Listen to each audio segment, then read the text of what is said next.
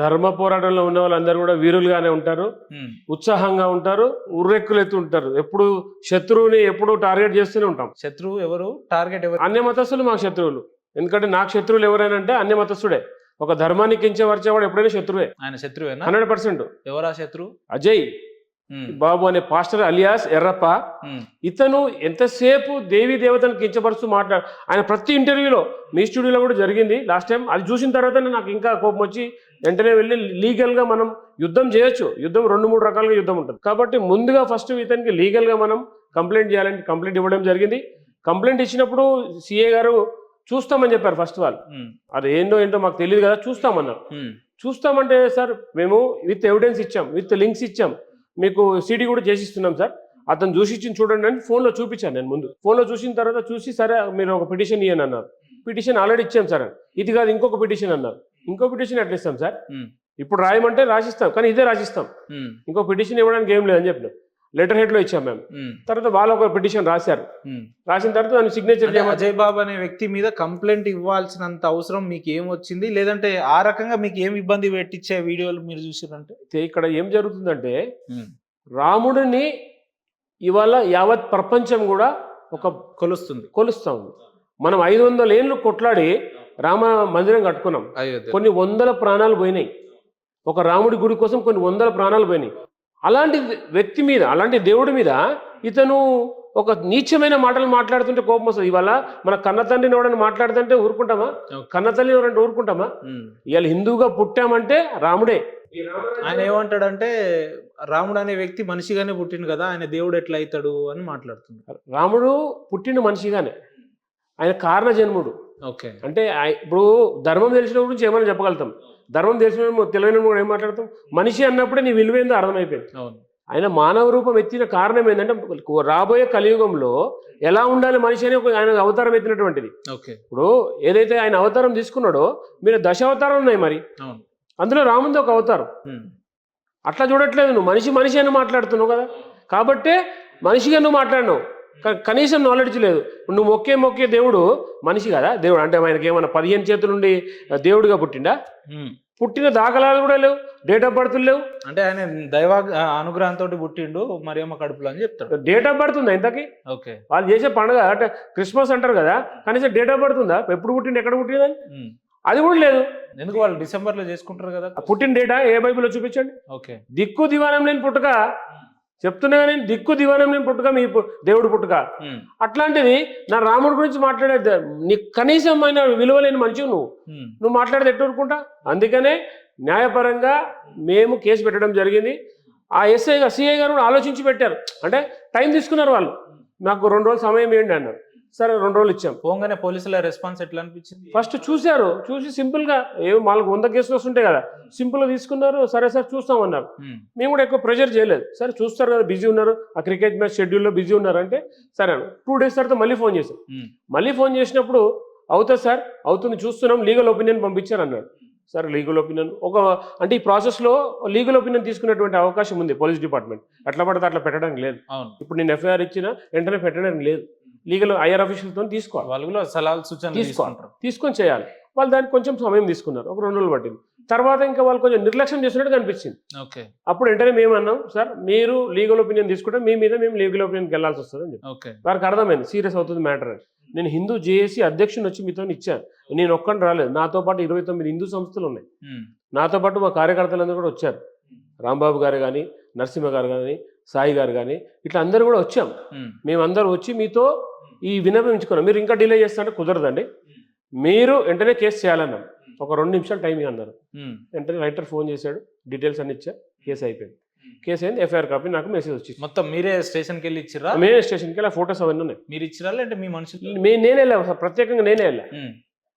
ఇది ఎందుకంటే మేము మా కమిటీ సభ్యులకు అక్కడక్కడ చెప్పాం, మిగతా మన జిల్లాలలో ఉన్నారు. అజయ్ బాబు గారి మీద కంప్లైంట్ ఇస్తున్నప్పుడు పిటిషన్లో ఏం రాశారు మీరు? క్లియర్ కట్గా హిందూ దేవి దేవతలను ఉందా? పిటిషన్ ఉందా మా దగ్గర? ఒకసారి అది చూసి చదవగలుగుతారా ఆడియన్స్ కోసం? 100%. నేను పెట్టిన కేసు ఏముందంటే హైందవ సంఘాల ఐక్య వేదిక, హిందూ జాయింట్ యాక్షన్ కమిటీ, గౌరవనీయులైన స్టేషన్ ఆఫీసర్ గారికి సైబర్ క్రైమ్, అయ్యా నా పేరు కె రవీందర్ రెడ్డి, తండ్రి పేరు వెంకటరామరెడ్డి, రామంతపూర్ మండలం, మల్కాజ్గిరి జిల్లా. నేను హిందూ ధర్మాన్ని అనుసరిస్తూ హిందూ దేవుళ్ళ పట్ల అచంచలమైన భక్తి శ్రద్ధలతో పూజలు చేసుకుంటున్నాను. ఈ మధ్య అనగా 24/3 తేదీన నేను పెట్టినటువంటి కేసు డేట్ అండి. యూట్యూబ్ ఛానల్లో చూస్తుండగా శ్రీ రామచంద్రుని మూర్తిని అవమానిస్తూ ఒక వీడియో కనిపించింది. ఆ వీడియో చేసిన వ్యక్తి మద్దిశెట్టి ఎర్రప్ప అలియాస్ అజయ్ బాబు అనే తండ్రి కోటయ్య, సరోజనాపురం, దమ్ముశెట్టి మండలం, భద్రాద్రి కొత్తగూడెం జిల్లా, తెలంగాణ రాష్ట్రం. ఫోన్ నంబర్ అతనిది 9006889555. ఈ వ్యక్తి దేవీ దేవతలను దూషిస్తూ హిందువులు మత విశ్వాసాలను గాయపరుస్తూ అనేక వీడియోలు చేస్తున్నాడు. ఈ వ్యక్తిని ఇంటర్వ్యూ చేసిన వ్యక్తి ఆ వీడియో ప్రసారం చేస్తున్న సిగ్నేచర్ స్టూడియో కూడా ఈ నేరంలో భాగస్వాములుగానే ఉన్నారు. మమ్మల్ని కూడా ఇన్వాల్వ్ చేశారు మీరు అందులో. అయితే ఎక్కడ జరిగింది? నేను చూసిన స్టూడియో ఏంటంటే సిగ్నేచర్ స్టూడియో ఛానల్లో చూశాను నేను, కాబట్టి అది మెన్షన్ చేయాల్సి వస్తుంది, కాబట్టి అది కూడా మెన్షన్ చేశాను. విచిత్రం ఏంటంటే అది చేసి నేనే అండి రవీంద్ర గారు, మీరు నా మీద కంప్లైంట్ ఇస్తే ఎట్లా? అయితే భాగస్వాములుగా ఉన్నారు. గణతంత్ర లౌకిక రాజ్యంలో అయిన మన భారతదేశం హిందువుల మత విశ్వాసాలను గాయపరుస్తూ హిందూ దేవీ దేవతలను దూషిస్తూ వీడియోలు ప్రచారం చేస్తున్న అజయ్ బాబు మరియు సిగ్నేచర్ స్టూడియో వారిపై BNS చట్టం 298, 299, 300 మరియు 302 సెక్షన్ల ప్రకారము కఠిన చర్య తీసుకోవాల్సిందిగా కోరుచున్నాను. ఇట్లు ఫిర్యాదు చేసినప్పుడు లింక్స్ మొత్తం పెట్టాను, 4 వీడియోల లింక్స్ పెట్టాను, తర్వాత CD చేశాను, పూర్తి ఎవిడెన్స్. BNS చట్టం కొత్త చట్టం ఏం చెప్తుందంటే గతంలో ఈ 299 చట్టం 295 ఉండేది, అంటే గతంలో ఉన్న చట్టాలు. ఇప్పుడు BNS భారత్ న్యాయ సమితి ఏం చెప్తుందంటే ఎవిడెన్స్ ఇస్తే కంపల్సరీ షుడ్ పనిష్. నేను ఎవిడెన్స్తో ఇచ్చా, ఆ ఎవిడెన్స్ రాంగ్ ఆ రైట్ అనేది నిర్ధారణ చేసుకోవాల్సింది పోలీసు వాళ్ళు. ఇప్పుడు నేను విత్ యూట్యూబ్ లింక్స్ ఇచ్చా, ఆయన ఆడియోస్ వీడియోస్ ఇచ్చా, ఇవన్నీ ఇచ్చి చేశాను. వెంటనే వాళ్ళు స్పందించి వాళ్ళు వెరిఫికేషన్ చేసి FIR చేశారు. అసలు ఇదే అజయ్ బాబు అనే వ్యక్తి ఎందుకు హిందువుల పరంగా మీరు ఈ రకంగా మాట్లాడుతున్నారు అని నేను అడిగిన. ఓకే, అయితే వారు ఏమన్నారంటే ఇదే రాధా మనోహర్ దాస్ అనే వ్యక్తి మరి మా బైబిల్ని బొకడా బైబిల్ అన్నాడు, మరియమ్మ వ్యభిచారం చేసి యేసుని అన్నది అన్నాడు. మరి అప్పుడు మేము సపోర్ట్ చేసి ఊరుకోవాలన్నా, వాళ్ళ కాళ్ళు పట్టుకోవాలన్నా, మేము కూడా కుక్క కాటుకు చెప్పు దెబ్బ అనే రకంగానే స్పందిస్తాం అని మాట్లాడు. ఇప్పుడు తప్పు ఎవరు చేసినా తప్పే అండి. నేను ఎందుకు చెప్తున్నానంటే ఇక్కడ ఒక గొప్ప విషయం చెప్పాల్సిన అవసరం ఉంది. కొన్ని సంవత్సరాలుగా చూస్తున్నా దేవీ దేవతలను వీళ్ళు కించపరుస్తారు, వాళ్ళు కించపరుస్తారు. కొంతమంది హిందువులు యూట్యూబర్స్ అని పేరు చెప్పుకొని, సోదరులే కదా హైందవ సమాజంలో, అదే చెప్తున్నాను, యూట్యూబర్స్ అని పెట్టుకుంటూ దీని మీద డబ్బులు దండుకోవడానికి కొన్ని ఛానల్స్, అందరూ అనట్లేదండి, కొన్ని ఛానల్స్ ఉన్నాయి. ఈ డబ్బులు దండుకోవడానికి వీళ్ళు ఒక ప్రీ ప్లాన్ గేమ్ ఆడుతూ ఉన్నారు. ఫస్ట్ వాళ్ళ బైబుల్లోనే బూతులు ఉన్నాయి, అది ఎత్తి చెప్తున్నారు వీళ్ళు. దానికి కౌంటర్ గా తెలుసు బైబిల్లో బూతులు ఉన్నాయి. చెప్తా ఏం బూతులు చెప్తా. నేను చదివిన దాంట్లో ఒక కాండం ఉంది, దాని డీటెయిల్స్ చెప్పమంటే కూడా బైబిల్ తీయాల్సి వస్తుంది. ఓవరాల్గా చెప్పండి పర్లేదు. ఒక రాత్రి పడుకొని ఇది చేయొచ్చు అని ఒక క్లియర్ కట్ శ్లోకం కూడా ఉంది. నేను అది చదువు అంటే జుబిసకరంగా ఉంటుంది. తన కూతురు తండ్రితో క్షయించి ఇది చేయొచ్చు అని చెప్పి రాసింది. అది ఎక్కడైనా ఒప్పుకునే పద్ధతేనా అండి? కన్న తండ్రితోని సంసారం చేసే పద్ధతి ఉందా? బైబిల్లో ఉంది, చూపిస్తా క్లియర్ కట్గా. కావాలంటే నేను మీకు కావాలంటే ఆ బైబిల్లో ఫోటోస్ తెలుసు నాకు, విషయం కూడా వ్యాఖ్యం అర్థమైపోయింది. అట్లాంటి విషయాలు కొంతమంది బయట పెట్టారు. అంటే ఇంకా చాలా ఉన్నాయి, అంతే మామూలు బూతులు కావేవి, బైబిలే బూత్ పురాణం కులా చెప్తున్నా. అయితే ఇక్కడ దాన్ని చేసినప్పుడు వాళ్ళు ఏం చేశారు, దానికి కౌంటర్ ఇవ్వలేదు. బాబు ఎందుకు వచ్చిన సందర్భం బైబిల్లో అని చెప్పట్లేదు. వెంటనే వీళ్ళు దేవుడి దేవతని తిట్టడం, వీళ్ళు తిట్టా వాళ్ళు తిట్టా. ఇప్పుడు సరే వీళ్ళు తిట్టిరు, వాళ్ళు కేసు పెట్టాలి, ముందు వాళ్ళు కేసు పెట్టట్లే, వాడు తిడుతున్నాడు. మరి ఆ లెక్కన ఉంటే మీరు మొదటగా కేసు పెట్టాల్సింది అజయ్ బాబు మీద కాదు, హైందవ సోదరుల మీదే చెప్తాను. ఎవరైతే ఆర్గ్యుమెంట్ చేసారో వాళ్ళ మీద. అక్కడికి వస్తున్నాం. వాళ్ళు హైందవ సోదరులు కాబట్టి వాళ్ళకి చెప్పాము ముందుగాల మేము, మీరు కాంట్రవర్సీకి వెళ్ళకండి, విషయంలో ఏదైనా బైబుల్ ఎవిడెన్స్తో మాట్లాడండి, ఎవిడెన్స్ లేకుండా మాట్లాడొద్దని చెప్పాము మా వాళ్ళకి. పూర్తి ఎవిడెన్స్తో Bible page to page, pin to pin చెప్తున్నారు. ఇక్కడ సమాధానం చెప్పే వాళ్ళు ముందు వాళ్ళు సమాధానం చెప్పాలా, సమాధానం చెప్పట్లేదు. వాళ్ళు రివర్స్గా తిడుతున్నారు, బూతులు తిడుతున్నారు, వీళ్ళు బూతులు తిడుతున్నారు. వీళ్ళు తిట్ట ఏమైపోయింది, 1 పోయి 2 పోయి 4 పోయి మొత్తం 10 అయిపోతుంది.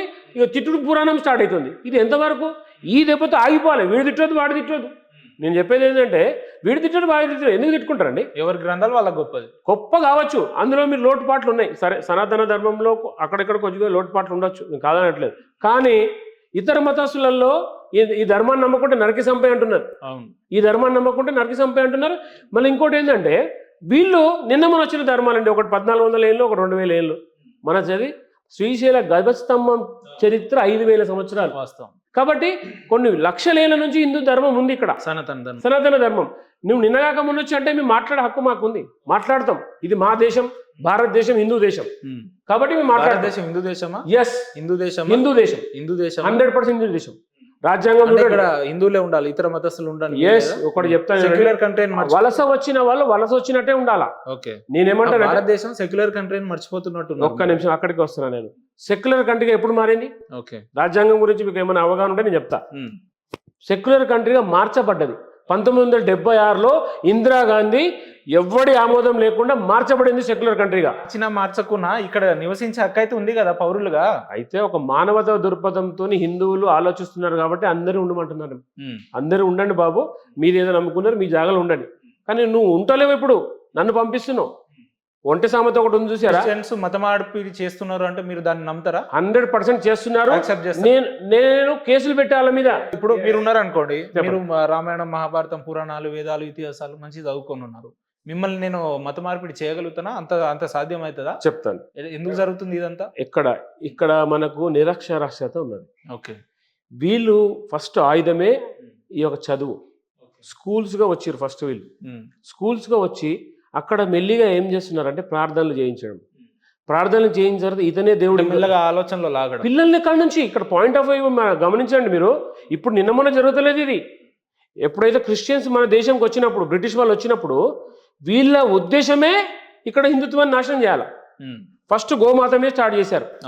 గోమాత మీద ఎలా స్టార్ట్ చేశారంటే వీళ్ళ దేశంలో కెమికల్ లేకుండా పండిస్తున్నారు పంటని. ఎట్లా పండిస్తున్నారు? యూరియా సప్లై చేయడానికి వచ్చారు వీళ్ళు. ఇక్కడ మనం గో ఆధారిత ఉత్పాదనలు చేస్తూ మనం హాయిగా ఉన్నాం.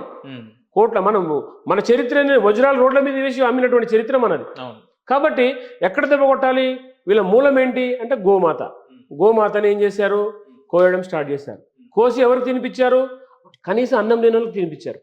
తినిపించి పక్కన కూర్చోబెట్టుకొని వాళ్ళు స్లోగా మత మార్పిడి స్టార్ట్ చేశారు. ఈ మత మార్పిడి మెల్లిమెల్లిగా ఏమైపోయిందంటే, మేము చదువు చెప్తాం, మీకు అక్షర జ్ఞానం ఇస్తాం, ఆ జ్ఞానం ఇస్తాం. మీరు మాట్లాడే దాంట్లో తేడా అవుతుంది. నేను ఏమంటున్నా అంటే, భారతదేశం 80% హిందువులు ఉన్నామని మనం చెప్పుకుంటాం కదా. 96% ఉండే. సరే, మీ లెక్కల 96%. 96% హిందువులు ఉన్న ఈ దేశంలో కేవలం 4% ఉన్న క్రిస్టియన్లు కావచ్చు, ముస్లింలు కావచ్చు, వీళ్ళు మత మార్పిడి ఎట్లా చేస్తారు? అక్కడికి వస్తున్న పాయింట్ అదే చెప్తున్నా మీకు. భారతదేశంలో స్వతంత్రం వచ్చినప్పుడు 1947లో 4% ముస్లింలు, 4% ముస్లింలు, 0% క్రిస్టియన్. 0. ఇది పాయింట్ గుర్తుపెట్టుకోండి, 0% క్రిస్టియన్స్.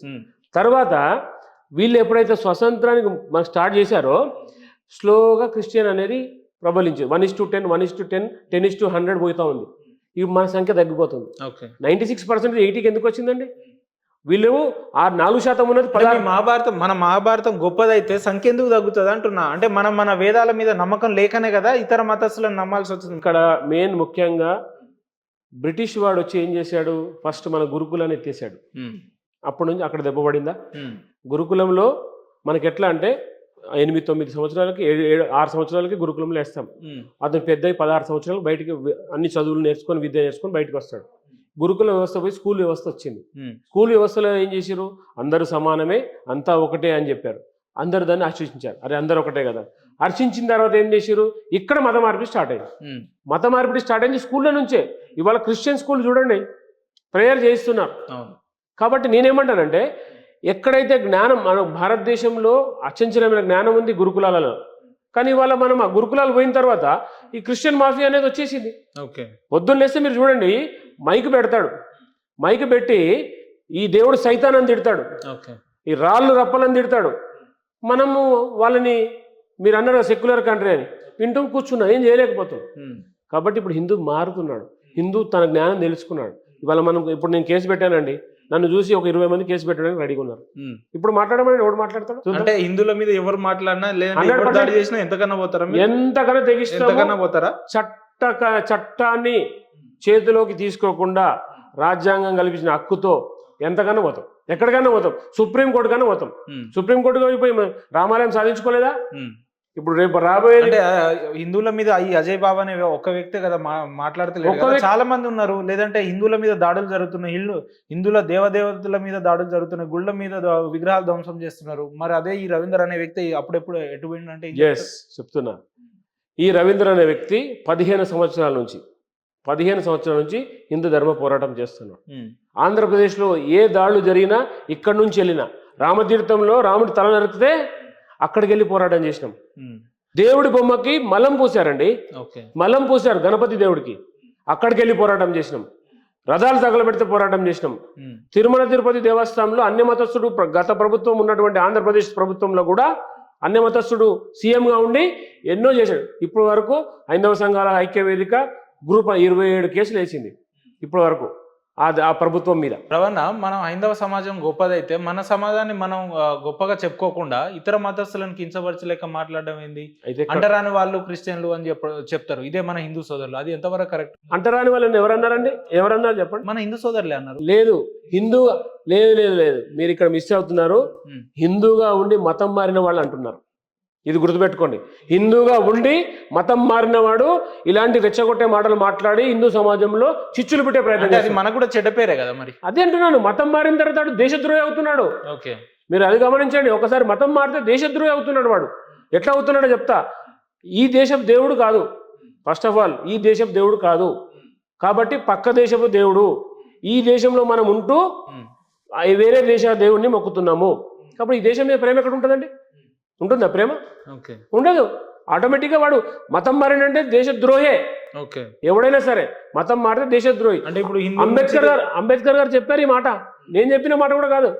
అంబేద్కర్ గారు అందుకే వేరే అన్న మతస్థుల్లోకి వెళ్ళలేదు, బుద్ధిజం తీసుకున్నారు వారు. అంబేద్కర్ గారు ఏమన్నారంటే ఎవరైతే మతం మారుతారో క్రిస్టియన్ గా కానీ ముస్లిం గా కానీ మారితే దేశద్రోహులు తయారవుతారు.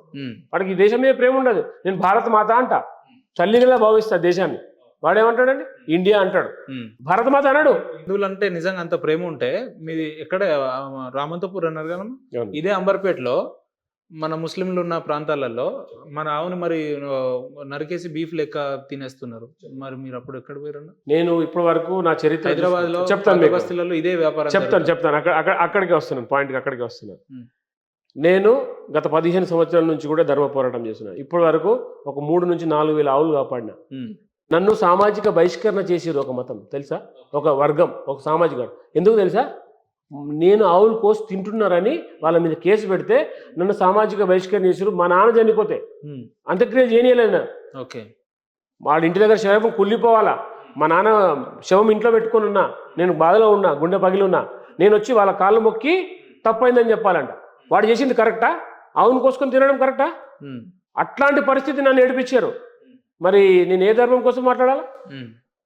ఇప్పుడు ఊరుకోను కదా, వాళ్ళ మీద 15-16 మంది కేసు పెట్టినా. నేను ఇప్పటికి కూడా చెప్తున్నాను కదా, నేను నా స్థాయిలో నేను ఒక కార్యకర్తగా ఉండి ఒక అధ్యక్షునిగా అయ్యి ఇవాళ 2 రాష్ట్రాలకైనా నేను చేసే కార్యక్రమాలే, నాతో ఉన్నటువంటి నా కార్యకర్తలే. ఇప్పుడు ఒక్కడిగా వచ్చాను, 1000 మందిగా అయ్యింది. రాబోయే తరాలు అవేర్నెస్. ఇప్పుడు చూడండి, గతంలో 15 ఏళ్ల కింద హిందుత్వం కోసం మాట్లాడేవాడు లేడు. మాట్లాడితే మనకెందుకులే అన్నారు. ఇవాళ మాట్లాడుతున్నారు. ఈ సోషల్ మాధ్యమమే కానీ ఇవాళ మాట్లాడుతున్నామంటే మనం జాగృతమయ్యాం. టైం పడుతుండొచ్చు. ఇప్పుడు రామాలయం చూడండి, ఎన్ని ప్రభుత్వాలు వచ్చినా 500 ఏళ్ళు పట్టింది. మీరు అనొచ్చు ఎందుకు మనం భారతదేశంగా రామాలయం కట్టుకోలేకపోయాం, 500 సంవత్సరం ఆగాం. ఎందుకు ఆగాం?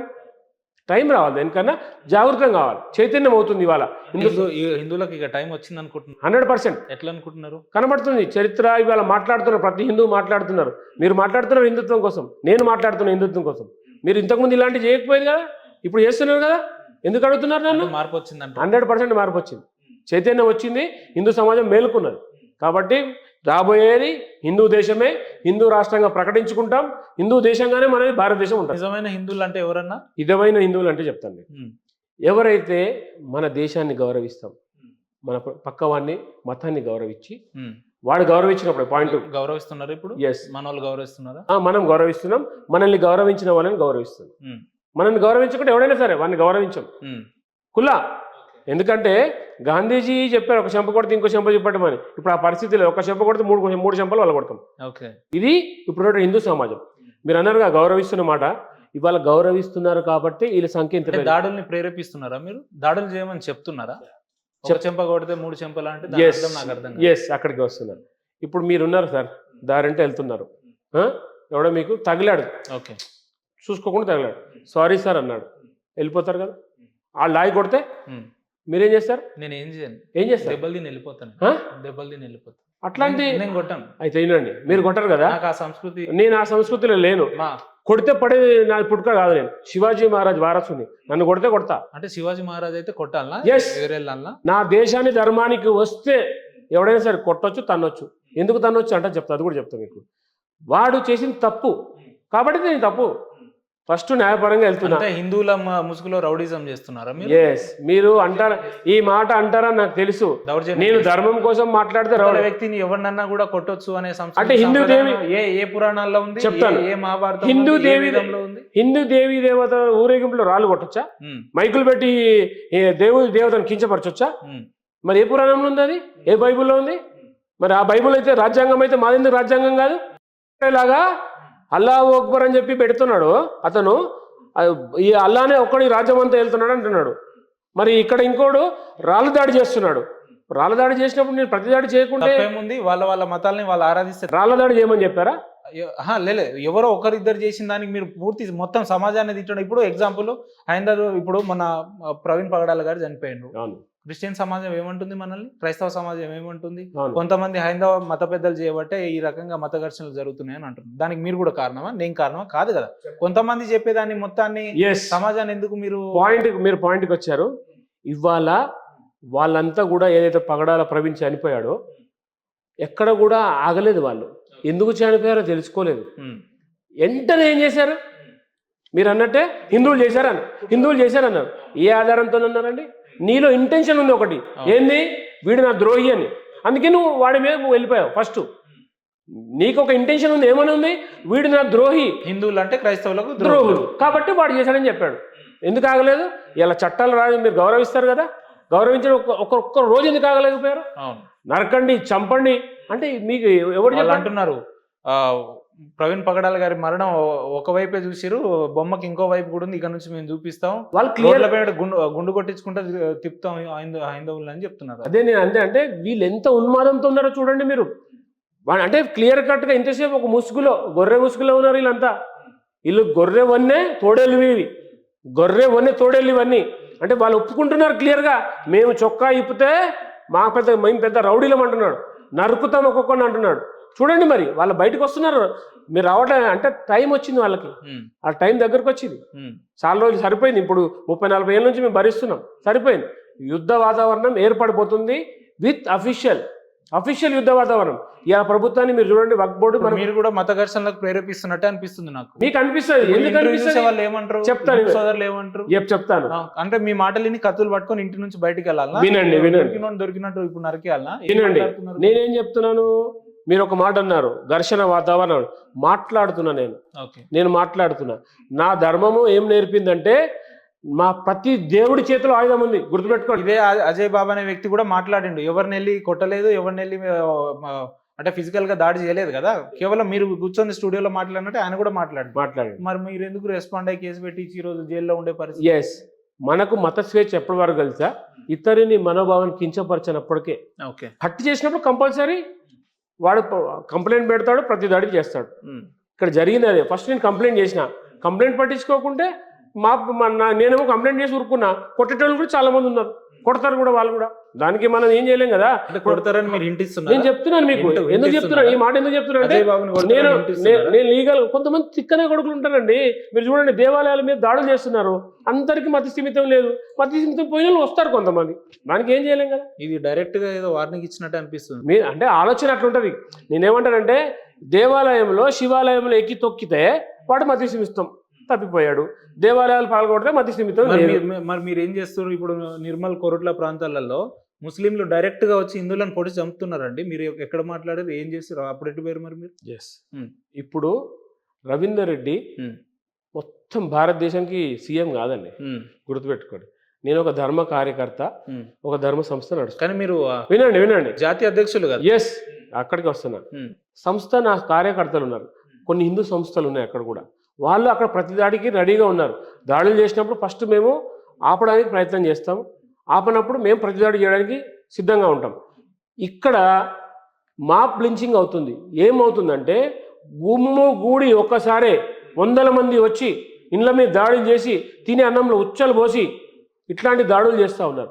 ఇప్పుడు మీరు చూడండి, స్టూడియో ఉంది ఇక్కడ, మన నలుగురం ఉన్నాం. ఎట్లా 90% మంది హిందువులు ఉంటే అక్కడికి వస్తున్నా, ఆ పాయింట్కి వస్తున్నా. ఇప్పుడు మీరు ఉన్నారు ఇక్కడ, మన స్టూడియోలో నలుగురం ఉన్నాం. 100 మంది కొడితే మీరు ఏం చేయగలుగుతారు? నేను ఏం చేయలేము, దెబ్బలు తింటా. అది జరుగుతుంది, అదే జరిగింది. కాబట్టి ఇప్పుడు మనం చెప్పేది ఏంటంటే హిందువులు సంఘటితంగా ఉండండి. సమస్య వచ్చినప్పుడు అందరు సంఘటితంగా ఉండి, జనాభా ఎక్కువ ఉన్నప్పుడు హిందువుల వైపు ఎందుకు జనాభా నిలబడదు అంటున్నా. మీరే అన్నారు కదా 94% అని, వాళ్ళు ఉన్నది 6% కదా. అది నేను చెప్పి 6% వచ్చినప్పుడు ఇప్పుడు మనం 80% పడిపోయినాం.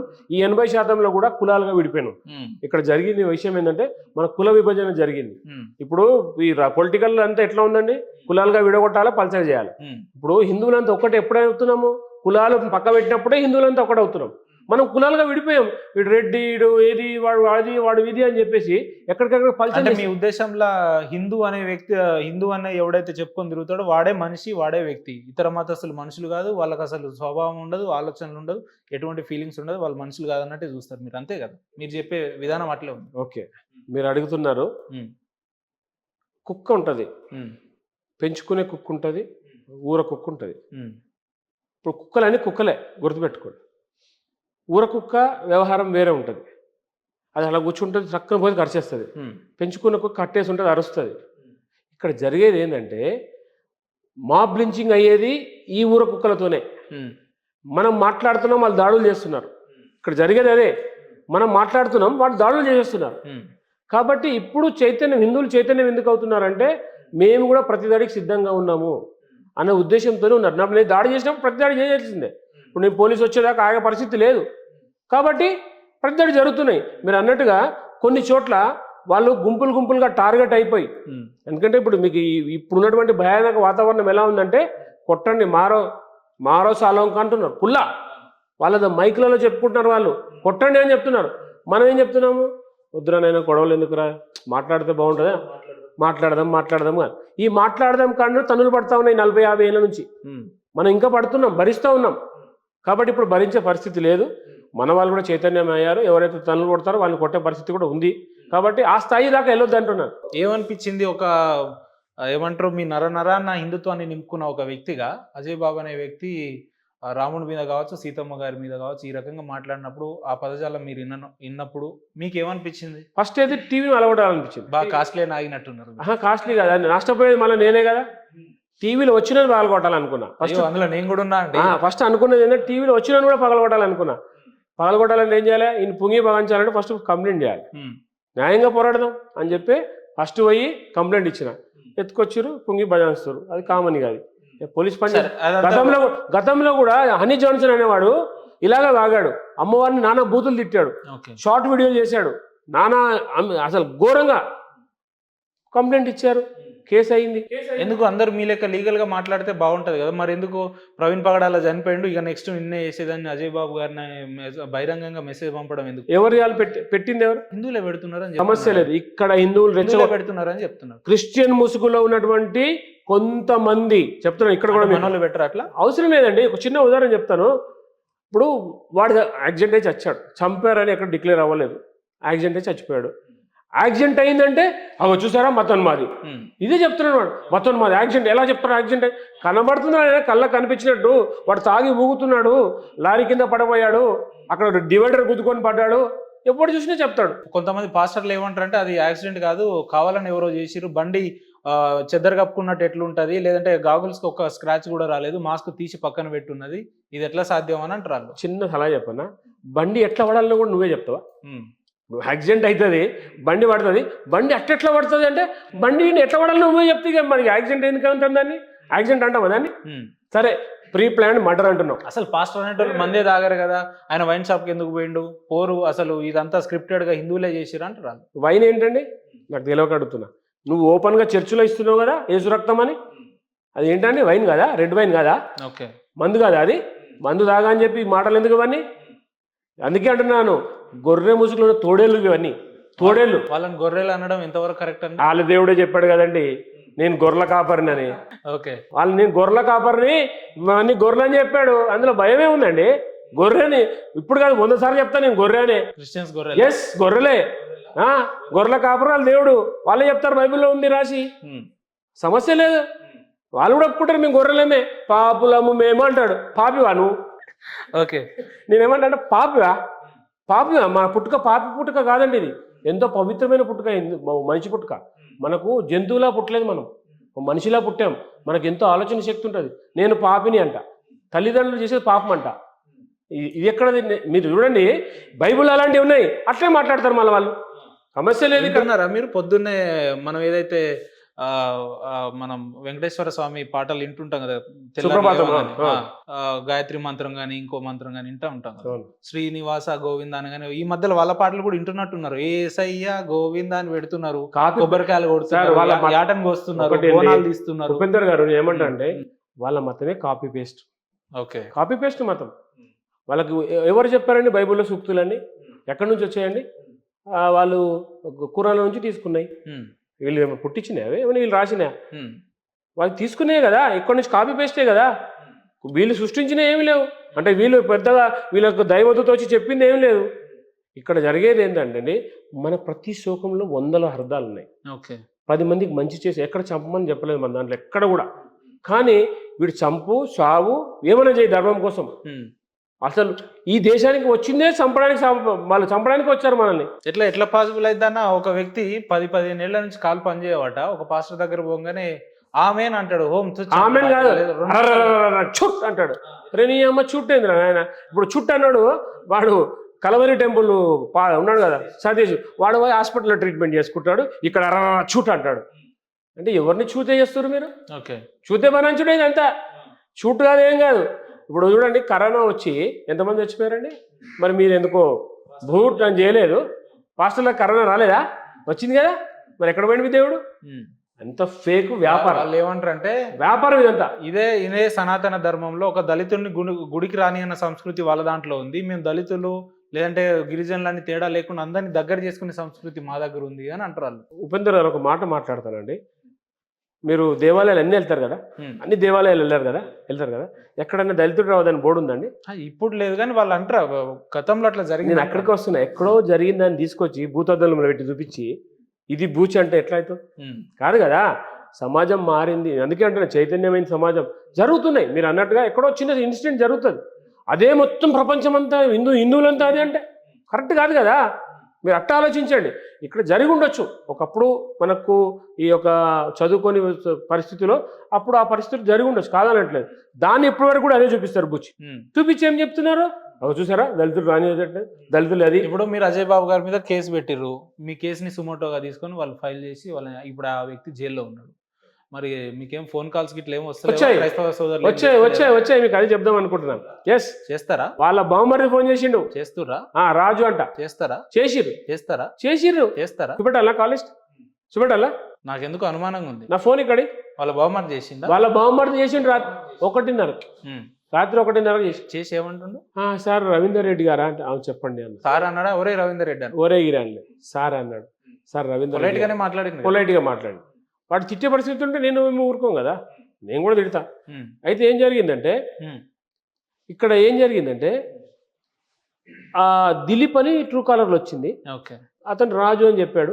సార్ నేను అజయ్ కుమార్ వాళ్ళు బావమరిదిని సార్, ఇట్లా మా బావగారిని ఎవరో పోలీసులు తీసుకెళ్లారు, మీకేమైనా తెలుసా సార్ అన్నాడు. పోలీసులు తీసుకెళ్తే నాకేం తెలిసాడేంట్రా బాబు, ఇక్కడ జరిగింది ఏంటంటే నేను కేసు పెట్టా. నాలాగా ఒక 20 మంది కేసు పెట్టారు రాష్ట్రం అంతా కూడా. నాది ఎఫ్ఐఆర్ అయింది. నాతో పాటు ఇంకొకటి ఏదో అయినట్టుంది, అది అప్పటికి నాకు తెలియదు. ఇంకా నాతో పాటు ఇంకొకటి ఏదో అయినట్టుంది. మిత్రుడు జోసెఫ్ గారు అని ఇన్నర్ పేరు? జోసెఫ్ చూశాను కదా. ఎప్పుడన్నా కలిసిరా, మాట్లాడతారా మీతో? అతను క్రిస్టియన్ సార్, నాకు ఆయనకు సంబంధం ఏముంటుంది చెప్పండి. ఎప్పుడు కలుసుకోరా మీరు? బయట ఎప్పుడు కలవలేదు. ఇప్పుడు స్టూడియోలో ఇంతకు ముందే జస్ట్ నేను వచ్చే ముందే అతను కూడా షూటింగ్ ఇడికి వచ్చిండా? నాకు తెలియదు, నేను చూడలేదు. ఓకే, స్టూడియోలో వచ్చినట్టున్నాడు. నేనేమంటున్నా అంటే క్రైస్తవ సమాజం నుంచి బెదిరింపు కాల్స్ కానీ లేదంటే బెదిరింపు కాల్స్ అనేది ఏం చేస్తావు, నీ సంగతి చూస్తాం లేదంటే మా పాస్టర్ అజయ్ బాబుని అట్లా వేసినాం అని ఆ రకంగా వీడియోస్ చేశారు వాళ్ళంతా. ఆ రోజు ఎఫ్ఐఆర్ అయిన తర్వాత వీళ్ళు అరెస్ట్ చేసిన తర్వాత రాత్రి 3 గంటల వరకు కూడా వీడియోస్ చేశారు. ఓకే, ఎట్లా వీడియోస్ చేశారంటే నా వీడియోని ట్రోల్ చేస్తూ అక్కడక్కడ పాస్ చేస్తూ వీడు ఇలా మాట్లాడుతున్నాడు చూసారా, వీడికి ఎంత ధైర్యము, వీడు మా మీద కంప్లైంట్ ఇచ్చి నేనే కంప్లైంట్ ఇచ్చానని వచ్చి చెప్తున్నాడు, ఇంత ధైర్యమా వీడికంటే. ఇప్పుడు ధైర్యం ఏందిరా బాబు, ఇప్పుడు ఓపెన్గా చెప్తున్నాను కదా ఈ సిగ్నేచర్ స్టూడియో మాధ్యమంగా. ఇప్పుడు తిట్టండి మీరు, ఇప్పుడు తిట్టండి, రెచ్చగొడుతున్నారా? తిట్టారు కదా మొన్నటి వరకు, ఇప్పుడు తిట్టండి. ఓకే, ఇప్పుడు తిట్టండి. ఏం చేస్తారు మీరు? ఒకవేళ నాకు రాజస్థానంలో ఇదే ప్రదేశంలో ఇదే ప్లేస్ లో అజయ్ బాబు కూర్చొని ఉన్నాడు అనుకో, ఏం చేస్తారు మీరు? అని ఏం చేస్తారని మీరు అడిగారు కదా. ఫస్ట్ నేను వాదిస్తా. ఏమని వాదిస్తా? చెప్తాను. అక్కడికి వస్తున్నా, ఆ పాయింట్కి వస్తున్నా. ఫస్ట్ వాదిస్తా. వాదించడం అంటే వాడు మాట్లాడింది ఎప్పుడు నన్ను డైరెక్ట్గా రాముని ఒక మాట అనేసావు, నేను అనడానికి కూడా నేను ఇబ్బంది పడతా, అనేసావు. నువ్వు ఎలా అన్నావు, ఏ ఆధారంగా అన్నావు? First point. ఆధారం ఉంటే చూపించి మాట్లాడు. సమానం ఇవ్వకుంటే అది వేరేలా ఉంటుంది, అది జగమెరిగిన సత్యమే. ఇప్పుడు కొత్తగా చెప్పేసింది, ఇప్పుడు నువ్వు నేను డిస్కషన్ చేసుకుంటున్నాం, వాదోపవాదాలు పెరిగితే ఏమవుతాయండి? కొడతారా? ఏమవుతుంది? నేను కొడతాను అనట్లేదు, వాదోపవాదాలు పెరిగితే ఏమవుతుంది? కొడతారా అంటున్నా. సామరస్యంగా పెద్ద మనుషులు వచ్చి కూర్చోబెట్టి మాట్లాడతారు. చిన్న మా ఇద్దరి మధ్య తగదైంది అనుకుందాం, వాదోపవాదం అవుతుంది. తర్వాత ఏమవుతుంది? పెద్ద మనుషులు వస్తారు, అంతే కదా. అంటే మీరు డైరెక్ట్ నన్ను బెదిరిస్తున్నారా? మిమ్మల్ని బెదిరించడం ఉంటుందని చెప్తున్నా. జరిగే సమాజంలో ఏం జరుగుతుందని చెప్తున్నా. సమాజంలో వాదోపవాదం అర్థవంతంగా ఉంది, ప్రాధాన్యత ఇవ్వడమే హైందవ యొక్క సంస్కృతి అంటారా? మేము నిజం మాట్లాడితే నిష్ఠూరంగా ఎందుకు ఉంటుందండి? నిజం అని చెప్తే నిష్ఠూరంగా ఎందుకు ఉంటుందండి? మీరు ఇంతసేపు నాతో మాట్లాడుతూ ఉన్నారు, వాళ్ళు చేసిన తప్పు అని మీరు ఎక్కడ మాట్లాడట్లేదే? ఎందుకు మాట్లాడలే? మైకులు పెట్టి వరడం తప్పు కదండి? తప్పు కదా? తప్పే కదా? చెప్పండి. తప్పే కదా? తప్పైనప్పుడు ప్రశ్నించాలా లేదా? ప్రశ్నించాం, కేసులు పెట్టాం.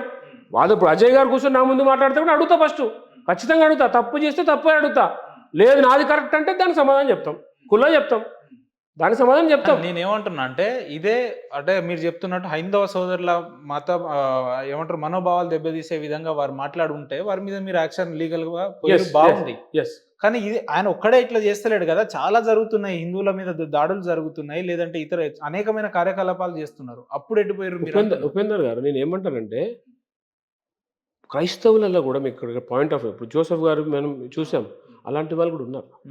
కానీ కొంతమంది పని కట్టుకొని ఒక 16-17 మంది ఉంటారండి. రాధా మనోహర్ దాస్ గారి 16-17 మంది ఉంటారు. రాధా మనోహర్ దాస్ గారి మీద మీ అభిప్రాయం ఏంటి?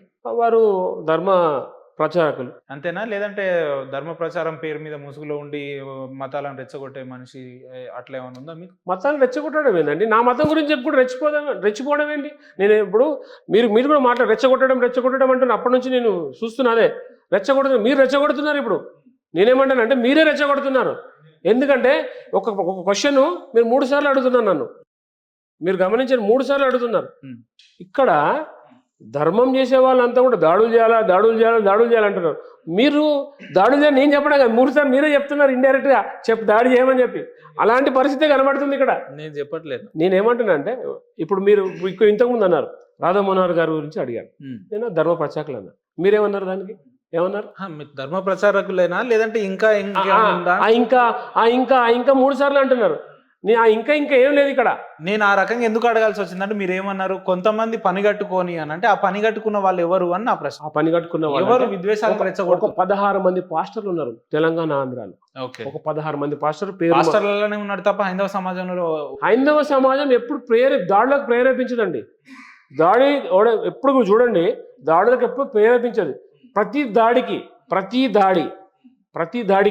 దాడి జరిగినప్పుడు నేను ప్రతి దాడి చేయడం కామన్, యాక్షన్ కి రియాక్షన్ అన్నట్టు, అంతే కదా, కామన్ అది. మీరేమిటంటే నాకు దాడి జరిగే వరకే ఆగుతా.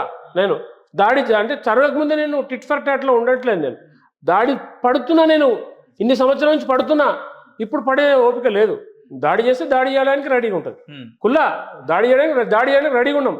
ఇప్పుడు పడ్డాం, ఇన్నేళ్ళు పడ్డాం, ఇప్పుడు పడాం. ఇక అంటే ఇతర మతస్థులు జీవించడానికి హక్కు లేదంటారా?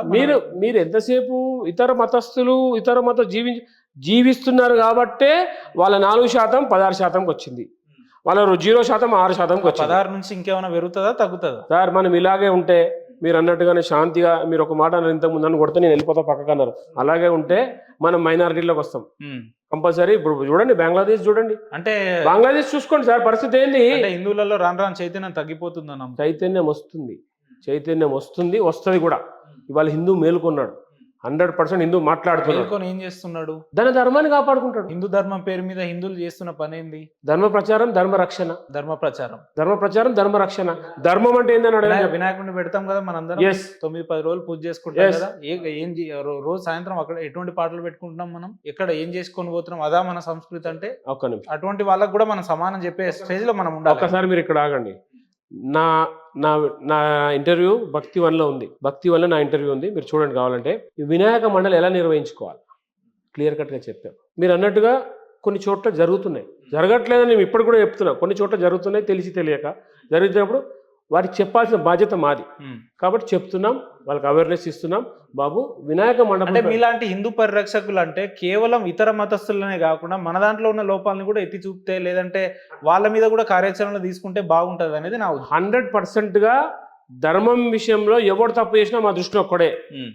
ఇటు మనవాడు తప్పు చేసినా అటు వాడు తప్పు చేసినా మా దృష్టిలో ఒక్కడే. ఎందుకు చెప్తున్నాండి ఈ మాట? మనకు రాజ్యాంగం ఏం చెప్పిందంటే అందరినీ గౌరవించాలా, మనల్ని కించపరిచినప్పుడు గౌరవించే సమస్య లేదు ఎవడైనా సరే. కాబట్టి నేను అనేది అంటే వాళ్ళకి కించపరిచేలాగా మనమే అవకాశం ఇస్తున్నామేమో ఆ రకంగా ఇప్పుడు ఆలోచించలేదు.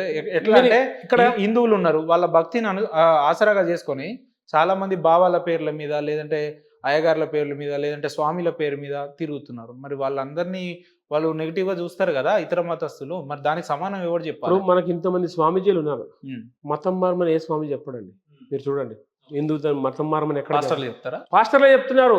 ఆ మతము ఇది దయ్యము, ఆ మతం సైతాను, అందులో ఉంటే మీరు ఇంట్లో ఫోటోలు పెట్టుకోకండి, పూజలు చేయకండి, ప్రసాదం తినకండి, ఇట్లా చెప్తున్నారు కదా. మనం చెప్తున్నాం అట్లా చెప్పట్లేదు కదా.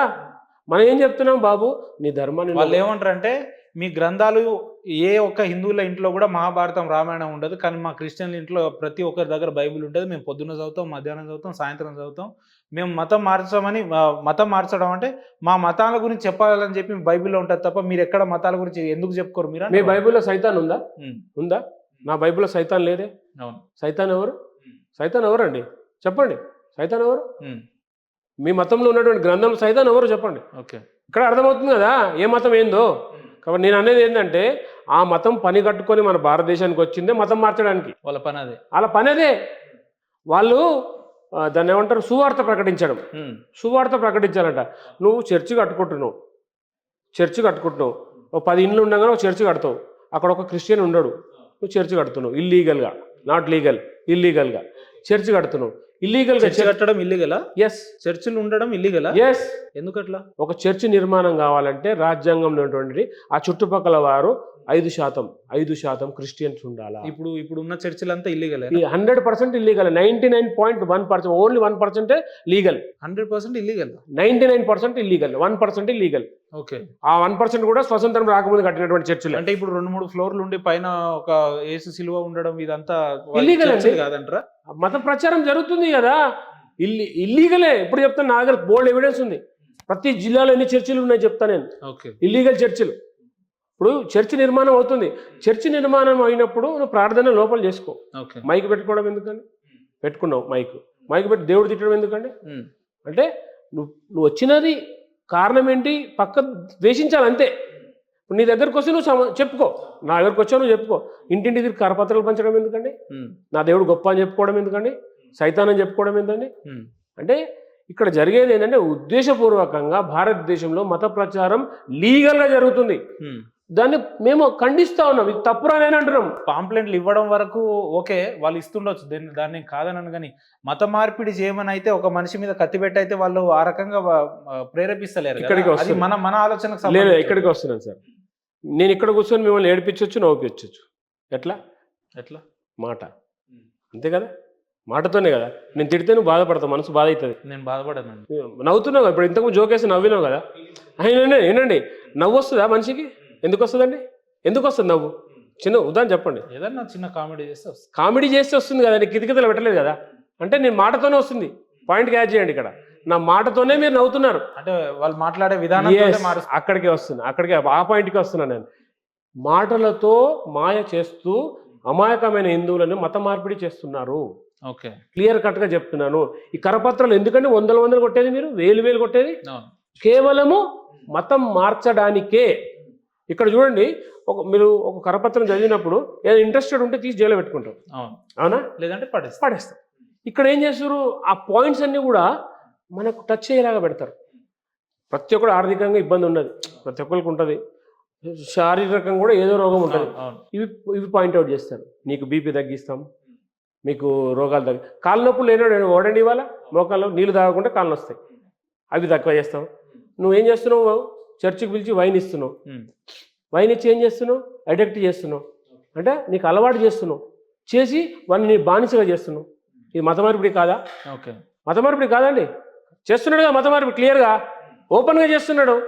మరి అది అడ్డుకుంటే తప్పెట్టవుతుంది చెప్పండి, తప్పవుదా? తప్ప నేను చేసేది రైటా రాంగా మీరు చెప్పండి. మీరు ఆ రకంగా అలా కాదు, మేము చేసేది రైటా రాంగా చెప్పండి. మీ పద్ధతిలో రైట్, మేము చేసేది రాంగా, మీ పద్ధతిలో రైట్ 100% రైటే కదా, మీరు ఒప్పుకుంటారు కదా మేము చేసేది రైట్ అని. ఇదే ప్రశ్న నేను వారిని అడిగితే వాళ్ళు ఏమన్నా చెప్పండి. బలవంతంగా క్రిస్టియన్స్ ని తీసుకుపోయి హనుమాన్ టెంపుల్ దగ్గర లేంటి రామున్ టెంపుల్ దగ్గర తీసుకుపోయి మమ్మల్ని బొట్టు పెడుతున్నప్పుడు మరి ఈ ప్రశ్న వాళ్ళని ఎందుకు అడగలేదని. గుడి దగ్గర నువ్వు వచ్చి ఏం చేస్తున్నావు, కరపత్రం వస్తున్నావు, నా గుడి గోడకి పాంప్లెంట్ బతికిస్తున్నావు, అప్పుడే బొట్టు పెడుతున్నా. ఇప్పుడు ఉత్తగా పెడతలే బొట్టు, నేను కూడా పెట్టే బొట్టు యాదగిరిగుట్టలో. ఇది చెప్తాను వినండి, యాదగిరిగుట్టలో కొండపైకి, యాదగిరిగుట్టలో కొండపైకి ఎందుకు వస్తారండి, నన్స్ వచ్చారు విత్ ఎవిడెన్స్, వీడియో ఎవిడెన్స్ ఉంది నా దగ్గర. నన్స్ కొండపైకి వచ్చారు, వచ్చిన తర్వాత ఎవిడెన్స్ ఉందా? ఉంది సార్ చూపించండి. చూపిస్తాను, నా ఫోన్లో ఉంది. అయితే నన్స్ వచ్చారు గుట్టపైకి, TV9లో ఉంది, కొట్టండి మీరు యాదగిరిగుట్టలో నన్స్ది తీస్తాను, ఇప్పుడే తీస్తాను, నో ప్రాబ్లం. నన్స్ వచ్చారు, నన్స్ వచ్చి డ్రెస్ కోడ్స్తో టోపీ, ఆ డ్రెస్ కోడ్స్తో గుట్టపైకి వచ్చారు. వాళ్ళకి అక్కడేం పని? అదే చెప్తున్నాను. నాకు కాల్ వచ్చింది, అన్న ఎవరో క్రిస్టియన్స్ వచ్చారు గుట్ట మీదకి వచ్చారు. గుట్ట మీద క్రిస్టియన్ ఎందుకు తక్కువ, నేను వెళ్ళిపోయాను, గుట్టకి వెళ్ళిపోయాను. గుట్టకు వెళ్ళిన తర్వాత వెళ్ళి అడిగా, ఎందుకు వచ్చామని, ఎందుకు వచ్చారు ఇక్కడికని అడిగా. చూడడానికి వచ్చారంట. యాదగిరిగుట్ట చూడడానికి కాదు, స్వామిని దర్శనం చేసుకోవడానికి రావాలి ఇక్కడ. ఊరికే చూడడానికి ఇది ఏమన్నా టూరిజం ప్లేస్ కాదు, ఇది ఒక రిలీజియన్ ప్లేస్. కాబట్టి మీరు చూస్తారా, దేవుణ్ణి దర్శనం చేసుకుంటారా, ఇక్కడ నుంచి పోలీస్ స్టేషన్కి వెళ్తారా అని అడిగిన. ఇదే మాట అడిగిన. అక్కడ ఎస్ఐ రఘువీరారెడ్డి గారు ఇప్పుడు లేరు, ఏసీపీ అయ్యారు. వాళ్ళు అడిగితే చూస్తామన్నారు. వాళ్ళకి అర్థమైపోయింది ఇదేదో సిచ్యువేషన్ బాగా డేంజర్గా ఉందని. నాతో పాటు కార్యకర్తలు అందరూ వచ్చేసారు. గుళ్ళోకి తీసుకెళ్ళినా దర్శనం చేయించిన, అందరూ బొట్టు పెట్టిన, అందరికి బొట్టు పెట్టిన. ఆ మొగడు వచ్చింది ఉన్నారు, మొగడు ఉండోళ్ళు అభినందనలు, మన ఆచారం బొట్టు పెట్టేసినాం, అందరికి బొట్టు పెట్టేసినాం, పూజ చేసి కిందికి వచ్చాం. అతన్ని అడిగిన నేను, సార్ మీ పేరు ఏం పేరు అంటే నరసింహారావు అన్నాడు. నరసింహారావు మన పేరు, దేవుని పేరు. మరి మీరేంటి సార్ ఇట్లా క్రిస్టియన్గా మారిపోయారు, ఒకరికి పుట్టి ఒకరు మాట చెప్పుకోవచ్చా సార్? నేను వెంకటరామరెడ్డికి పుట్టిన, నా పేరు రవీందర్ రెడ్డి, కానీ మరి మీరేంటి సార్ నరసింహారావు అని చెప్పి ఇంకో పేరు చెప్తున్నారు అని. ఏం మాట్లాడుతున్నారు? అవును సార్, ఇలాగా కొంచెం ఎడ్యుకేటెడ్ ఎలా ఉన్నాడు, నేను ఒకరు పుట్టి ఒకరు మాట చెప్పుకోవద్దండి, నేను వెంకటరామరెడ్డికి పుడితే రవీందర్ రెడ్డి అని చెప్పుకుంటా, కానీ నువ్వు ఒకరిని పుట్టి ఇంకొకటి చెప్తున్నారు, నచ్చలేదు, కాబట్టి మీరు ఇక్కడ తప్పు అయిందని చెప్పి ఇక్కడ నుంచి వెళ్ళాలని చెప్పిన. తప్పు అయిందని చెప్పి వెళ్ళిపోయారు. అందుకే మా దగ్గరికి వస్తే మేము బొట్టు పెడతాం, క్లియర్గా పెడతాం. మా దేవాలయాల దగ్గరకు వచ్చి గెలిగితే బొట్టు పెడతాం, పక్కా బొట్టు పెడతాము. స్టేట్మెంట్ ఇది, అంతే కదా, 100%. ఎప్పుడైతే నా దేవాలయం దగ్గరకు వచ్చి నా అవమానపరిచినప్పుడు కంపల్సరీ బొట్టు పెట్టాల్సిందే, నువ్వు నాలో మారాల్సిందే. ప్రసాదం తినవండి, ప్రసాదంలో ఏముంటుందండి, ఏముంటుంది, తినేటిదేగా. ఎందుకు తినవు ప్రసాదం? ఎవరైనా తినొచ్చు ప్రసాదం అంటే తినుబండారం, అది తినొచ్చు కదా, అందులో కూడా దేవుడు ఉంటాడు. వాళ్ళకి మీరు మసీదు పోయి టోప్ పెట్టుకుంటారా? పెట్టుకోను. మసీదు పోయి టోప్ పెట్టుకుంటారా? మసీదు పోయి టోప్ పెట్టుకోను. మరి ఎందుకు పెట్టుకోను అంటే నా ధర్మాన్ని నేను ఆచరిస్తా, అది ఇతర మతస్థుల ధర్మాన్ని అతను పాటిస్తా. నా దేవుడి దగ్గర ఏం పని అండి మీకు? నీ ధర్మం నీ గుళ్ళ, నీ చర్చిలా, మరి నా గుడి దగ్గర నీకేం పని? నా గుడి దగ్గర నీకేం పని? నువ్వు చేసుకో, నేను కాదంటలే, నీ చర్చిలో చేసుకో. వచ్చి నువ్వు నా గుడి కాడ కరపత్రం మోస్తావు, నేను చెప్పినట్టున్నావా? ఖచ్చితంగా పెడతా, నేను బొట్టు కంపల్సరీ పెడతా, అందులో సమస్య లేదు. నా దగ్గరకు వచ్చి నువ్వు నన్ను బెదిరిస్తే ఎట్లయితే? నా గుళ్ళోకి వచ్చి నన్ను బెదిరిస్తున్నావు కదా, కాబట్టి పెడతా బొట్టు, సమస్య లేదు. మీరైతే టోప్ పెట్టుకోను. ఉన్నారా మీకు ముస్లింల దోస్తులు, ఫ్రెండ్స్ ఉన్నారా? అంటే మన ఇంటికాడ ఏమన్నా దావత్ చేస్తే పిలువ ఫ్రెండ్ అంటున్నారు, ఫ్రెండే. మరి గ్లాసు మందు మాకు అలవాట్లేదండి. మీరు తాగరు? హిందువులు తాగుతారు కదా. హిందువులు తాగుతారంటే చెప్తాను, కొంతమంది తాగుతారు, అందరు తాగాలని రూల్ లేదు. కొంతమంది నాన్ వెజ్ తింటారా మీరు? తింటా బీఫ్ తింటారా? బీఫా బీఫ్ బీఫ్ తినను. తింటారా? తింటారా? తిననండి. మీరు అలవాటు ఉంది ఏమన్నా బీఫ్ తినేది? అంటే బయట రెగ్యులర్ షాప్లలో కనిపిస్తుంటది. ఎక్కడ ఏ షాప్ లో కనిపిస్తుంది? ఎన్ని బీఫ్ షాప్ లేవు హైదరాబాద్? బీఫ్ షాప్స్ ఉన్నాయి. నేను అదే అంటున్నా, అక్కడ మామూలుగా వేలాడి తీస్తారు కదా, అదేమన్నా తీసుకోపోయి తింటారేమో అని. ఇప్పుడు ఇట్లా మాట్లాడినప్పుడు నాకు ఏడు నుంచో కాలుతుంది. అట్లా కాదు, వినండి. బీఫ్ గురించి మాట్లాడితే నేను చెప్తాను. వాళ్ళు తింటారు కదా ఆల్రెడీ. నేను అందుకే చెప్పాను, పాయింట్ 1 ఫస్ట్ చెప్తున్నా నేను. బీఫ్ విషయంలో బీఫ్ అనేది మా బీఫ్ అంటేనే ఒక రకమైనటువంటి కోపం వస్తుంది. ఇక్కడ జరిగేది ఏంటంటే, నువ్వు తింటున్నావుగా నన్ను తినమంటావా అంటే అది ఎంతవరకు కరెక్ట్? మీరు బీఫ్ తింటారా అంటున్నారు. నాకు ఆనే శంకి పిరాంచింది. ఇప్పుడు వినండి, తింటారా అంటే మీకు తినే ఆలోచన ఉందా? నేను తినా అని చెప్పిన 3 సార్లు చెప్పినా, మీకు తింటారా అంటున్నారు. దమక్ ఖరాబ్ అయితే ఎట్లా ఇక. అయితే ఏం జరుగుతుందంటే, మరి మీ ముందే తింటే బీఫ్ వినండి, నా ముందు బీఫ్ తింటున్నారని మీరు ఒక మాట అన్నారు. బీఫ్ షాప్స్ ఉన్నాయి అదండి. పంది బురదలో పడుతుంది, పంది బురదలో పడుతుంది. అక్కడికి వస్తున్నా, పంది బురదలో పడుతుంది. పంది మీద పోతే బురద పడుతుంది. పంది బయట ఉంటే ఎలగొట్టచ్చు, బురదలు ఉంది. బీఫ్ షాప్ పెట్టడం కారణం కూడా చెప్తా. చట్టంలో ఉన్న లూసుకులు ఇలా చట్టాలు ఏం చెప్తున్నాయి, బీఫ్ తినొచ్చు అని చెప్తున్నాయి. బీఫ్లో మీరు ఇక్కడ వినండి, బర్రె అంటే తెలుసు కదా, బర్రె తర్వాత వీళ్ళు ఎద్దులు ఆవులకు వస్తారు, దాన్ని కూడా బీఫ్ అంటారు. ఇప్పుడు బీఫ్ అనేదాన్ని మటన్ అంటే ఒకటి, బీఫ్ అంటే ఒకటి ఉంది. అన్ని బీఫ్ అయిపోతాయా? ఇక్కడ బీఫ్ వేస్తున్నారు. ఆ బీఫ్ పేరు మీద ఎంత జరగాలంత జరుగుతుంది. అవి తట్టుకొని నిలబడమండి. ఇక్కడ వరకు వచ్చి నిలబడ్డామంటే మా ఓపికనే, ఇంకా ఇప్పటికి కూడా మా ఓపికనే. ఇప్పుడు నీకు ధర్మం చెప్పిందండి, బీఫ్ తినమని నీ ధర్మంలో చెప్పిందా? నువ్వు ధర్మాన్ని తప్పి పాటిస్తున్నావు. నీ ధర్మమే అది, నీ ధర్మమే. బీఫ్ తినమని ఎక్కడ చెప్పలేదు, ఖురాన్లో కూడా లేదు. లేదు. ఖురాన్ గురించి తెలుసు. ఉపేందర్ గారు, నేను ఏమంటానంటే, ముస్లిం అనేవాడు మందు తాగొద్దు, టీవీ కూడా చూడొద్దండి. టీవీ చూడొద్దు, ఖురాన్లో రాసింది. నాకు ఖురాన్ గురించి అంత పెద్ద, మీకు కావాలంటే తెలుగు ఖురాన్ ఇస్తా. ఓకే. టీవీ చూడొద్దు, అప్పు ఇవ్వద్దు, అప్పు కూడా ఇవ్వద్దు, ₹1 కూడా అప్పుకు ఇవ్వద్దు. వాళ్ళు చాలా చట్టాలు చెప్తున్నాయి అట్లా. దొంగతనం చేయొద్దు, ఇంత మంచి చట్టాలున్నాయి. ఇప్పుడు అంతా రివర్స్ చేస్తూ మొత్తం ఇవాళ బీఫ్ తింటారా అంటే, బీఫ్ మన మీద చేసే దాడులు ఇవన్నీ. కొంతమంది హిందువుల మీద ఇప్పుడు కళ్యాణి బిర్యానీ పెడుతుంది సార్, ఊరు నుంచి వస్తున్నాడు పాపం, ఏం తెలియదు, ఆకలి అవుతుంది, తినాలి. మామూలుగా వేరే బిర్యానీ పోతే 300 కనిపిస్తుంది, 200 కనిపిస్తుంది, ఇది 150 ఉంది కదా అని తినేస్తాడు. తిన్నాక అర్థమైతే కళ్యాణి అంటే ఏం తెలియదు. చూడండి ఇక్కడ ఏం జరుగుతుందో. కళ్యాణి పేరు మీద ఇలా మనల్ని మన హిందుత్వం మీద దెబ్బ కొడుతున్నారు. ఇప్పుడు ఊరు నుంచి వస్తాడానికి ఏం తెలియదు పాపం. ఇందాక ఒక మాట, వాళ్ళ ఖురాన్లో ఉన్న దానికి వ్యతిరేకంగా ఇప్పుడున్న ముస్లిం సమాజం పాటిస్తుంది. 100%లో ఒక 70% ఖురాన్కి వ్యతిరేకంగానే ఉన్నారు. ఇప్పుడు మన హిందువులంతా సనాతన ధర్మానికి వ్యతిరేకంగా లేరంటారా? సనాతన ఉదాహరణకు ఎట్లా చెప్పాలి మీకు అంటే, ఒక గుడికి వెళ్తాం. మనం గుడికి ఎందుకు వెళ్తాం? దేవుని ఆరాధ్య దైవం కొలవడానికి వెళ్తాం, మనశ్శాంతి కోసం. అక్కడ ఏం జరుగుతుందండి చెప్పండి. ₹10 ఒక 10 నిమిషాలు మనం ఒక చెప్పులు పెట్టాలంటే చెప్పుల స్టాండ్ కి ₹10 ఇవ్వాలి. కొబ్బరికాయ బయట దొరికే కొబ్బరికాయ ₹10 అయితే అక్కడ ₹30 దొరుకుతుంది. అగరబత్తి ₹5 అయితే ₹20 అంటారు. మరి దీన్ని ఏమంటారు? ఇది వ్యాపార కేంద్రంగా మార్చినటువంటి ప్రభుత్వాల గురించి మాట్లాడాలి మనం. అంటే దేవాలయాలు హిందువుల దగ్గరికి వచ్చేసరికి ఏమో ప్రభుత్వాలు ఇన్వాల్వ్మెంట్. ఎందుకు చెప్తా. ఇక్కడ మీరు ఎందుకు మాట్లాడుతున్న సంగతి అది కూడా చెప్తా. దేవాలయాలన్నీ కూడా ప్రభుత్వ ఆధీనంలో ఉన్నాయి. దర్గాలు, చర్చిలు ప్రభుత్వ ఆధీనంలో లేవు. ఇది గమనించాలి. ప్రభుత్వ ఆధీనం లేకపోతే మనం ఉండిలో వేసే పైసలన్నీ వాళ్ళకి ఎట్లా పోతున్నాయి? అక్కడికే వస్తున్నా, ఆ పాయింట్కి వస్తున్నా. ఏదైతే ఈ రాజ్యాంగంలో రాజకీయ నాయకులు వాళ్ళ నిరుద్యోగ అడ్డాలుగా దేవాలయాన్ని వ్యాపార కేంద్రాలుగా మార్చారు వాళ్ళ సొంత లాభాల కోసము. ఇక్కడ వచ్చేటువంటి డబ్బునంతా తీసుకెళ్ళి మెజారిటీలాగా ఉండి మన డబ్బులన్నీ మన నమ్మకము దేవుడికి కానుకలేస్తాం. ఇవన్నీ కూడా ఏం చేస్తున్నారు, వీళ్ళు వెళ్ళి అన్ని మతస్థులకు, చర్చిలకు, పాస్టర్లకు జీతాలు ఇస్తా ఉన్నారు. ఇదేంటయ్యా బాబు అంటే రాజకీయం చేస్తున్నారు. ఈ రాజకీయంలో సెక్యులర్ భావజాలన, హిందూగా ఉంటాడు, సెక్యులర్ అని మాట్లాడుతూ ఉన్నాడు. సెక్యులర్ అంటే అర్థం ఏంటండి? మీకు ఏమైనా ఐడియా ఉంది? సెక్యులర్ అంటే కులాలకు మతాలకు అతీతంగా ఉండడం. కులాలకు మతాలకు అన్ని మతాలని సమానంగా అతీతం అంటే అందరూ సెక్యులర్ కంట్రీగా సార్. సెక్యులర్ గా ఉన్నామా సార్? ఉన్నామని అనుకుంటున్నాను నేను. ఎట్లా అనుకుంటారండి? మసీదులు జరగాలేమో మీరు వదిలేస్తారు, దేవాలయాలేమో మీరు తీసుకుంటారు. సెక్యులర్ కంట్రీ ఎట్లా ఉందండి? మీరు చెప్పండి. సెక్యులర్ గా ఉన్నామంటున్నారు కదా, ఎట్టున్నామండి? హిందువులను అణిచివేస్తున్నారు ప్రభుత్వాలు కూడా. ఈ ప్రభుత్వాలు కూడా హిందువులను అణిచివేస్తున్నారు.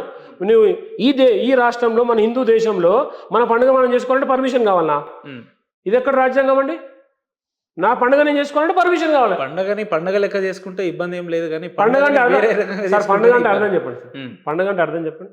పండుగ అంటే చెప్పండి. లేదు మీరు చెప్పండి సార్. పండుగ అంటే ఏందో చెప్పండి. నాకు తెలిసిన పండుగలు చాలా ఉన్నాయి. మీరు ఏ పండుగ గురించి మాట్లాడుతారో అర్థమవుతుంది. నేను పర్మిషన్ చేసుకునే పండుగల గురించి మాట్లాడుతున్నాను. పర్మిషన్ తీసుకోవాల్సిన పండుగల గురించి.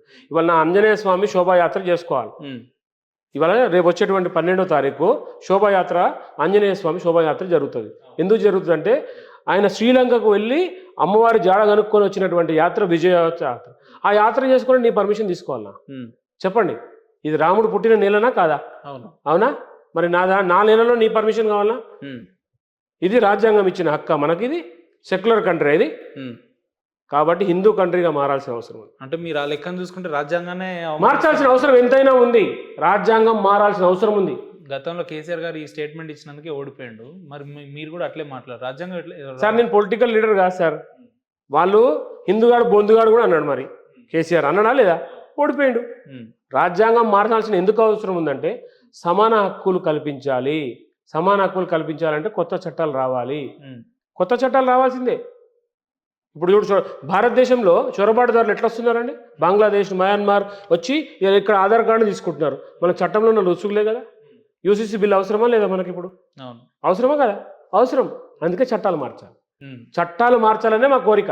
ఎందుకంటే ఇప్పటికి ఇంకా బానిసల బతుకుతున్నాం. స్వతంత్రం మనకు రాలేదు. బానిసలుగానే ఉన్నాం. మన దేవాలయాలు ప్రభుత్వం చేతిలో, మన ఆస్తులన్నీ ప్రభుత్వం చేతిలో. వాడు చెప్పినట్టంతా మనం ఇలా. మార్పు ఎక్కడ మొదలు కావాలి? మరి ప్రతి హిందూ మారాలా, ఓటు బ్యాంకుగా మారాలా. అప్పుడే రాజ్యాంగం మారుతుంది. అంటే హిందూ ఓటు బ్యాంక్ అంటే నాకు అర్థం. హిందూ ఓటు బ్యాంకుగా మారాలి. హిందుత్వం కోసం పనిచేసే వాడికే ఓటు వేయాలి. అప్పుడే హిందుత్వం ఓటు బ్యాంక్గా మారుతుంది. ఇక్కడ పార్టీలు కాదు, హిందువులమంతా ఒక్కటిగా కావాలి. ఓటు బ్యాంకుగా మారాల్సిన అవసరం ఉంది. అప్పుడే మన రాజ్యాంగం వస్తుంది.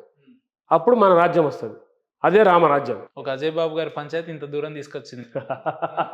నాకు తెలిసి 2 రాష్ట్రాల్లో ఈ 2 రోజుల్లో మీ పేరు తెలియని వాళ్ళు లేడనుకుంటా. ట్రోల్ చేస్తున్నారు, ఘోరంగా ట్రోల్ చేస్తున్నారు. ఆ పాలు కూడా ఈ మధ్య ఆయన ప్రపంచ దేశాలంతా కూడా తిరుగుతాడు కదా. ప్రపంచ శాంతి దూత అండి. పాపం మీరు అంత సింపుల్ గా ఆ పాలు అని చెప్పేసి. ఆ పాలండి, ఆ కామెడీ పీస్ అండి. ఇప్పుడు చెప్తున్నాను, కామెడీ పీస్ అని చెప్తున్నాను. ఏం పీస్ అంటే కామెడీ పీస్. ఆయన ఫోటో పెట్టి 10 మందిని చూడండి, వాళ్ళ ఫేసులు చూడండి. ఆయన ఫోటో పెట్టి 10 మంది ఫేసులు చూడండి. అట్లా మాట్లాడితే ఇంటి వరకు కూడా పోలేరేమో అనిపిస్తుంది నాకు. సమస్య లేదు సార్.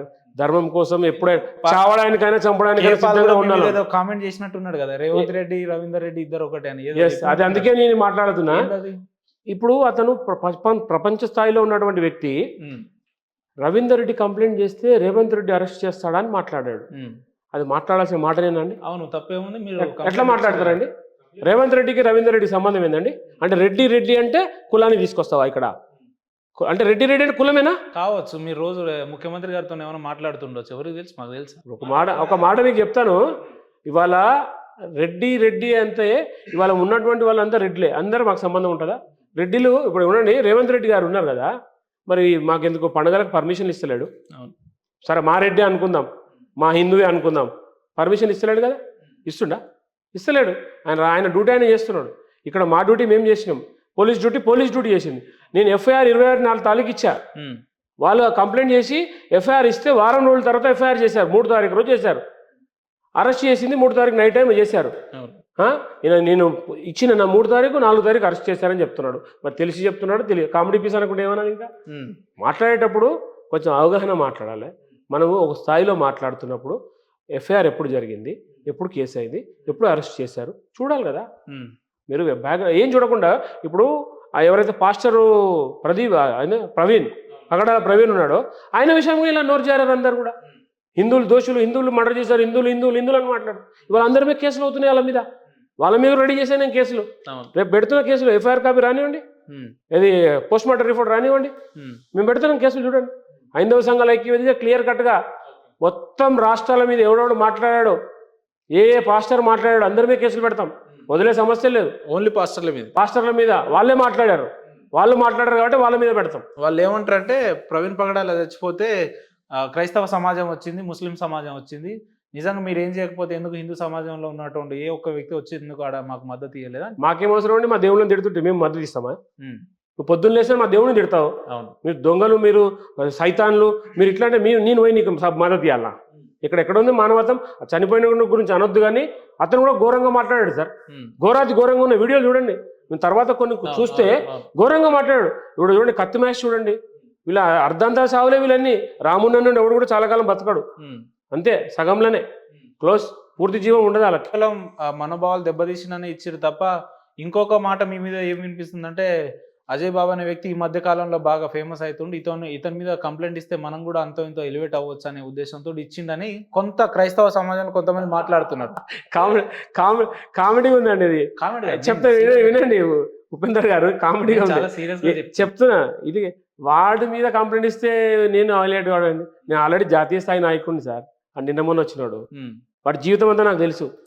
అజయ్ బాబు జీవితం అంతా నాకు తెలుసు. భరత్ నగర్ హైదరాబాద్లో లవ్ మ్యారేజ్ చేసుకున్నాడు అతను, తెలుసా? కాంగ్రెస్ వైఎస్ఆర్ పార్టీలో తిరిగాడు, స్టూడెంట్ వింగ్ లో చేసి తిరిగాడు. తిరిగి తన్నులో కొట్టారు, పరిగెత్తించి కొట్టాడు.